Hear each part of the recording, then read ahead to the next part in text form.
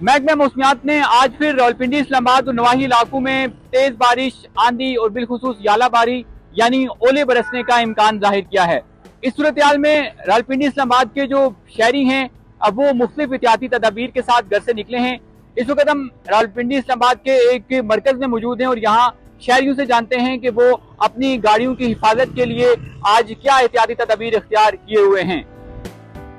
मेरा खुद भी अपने पास मेरी गाड़ी जो है ना वो मैंने घर में जो है ना वो खड़ी की है इसी वजह से, ताकि हमारा भी नुकसान ना हो ना, क्योंकि यार देखो यहाँ पे लोग गरीब है और साथ साथ जो है ना किसी के पास इतने वो नहीं। अब मैं खुद भी लोकल में जा रहा हूँ, लोकल में सफर कर रहा हूँ, क्योंकि आज महंगा मौसमियात ने शायद तेज भी वो किए ना और प्रेडिक्शंस किए मौसमियात बारिश के हवाले से, इस वजह से मैंने खुद भी अपनी गाड़ी घर में जो है ना वो खड़ी की।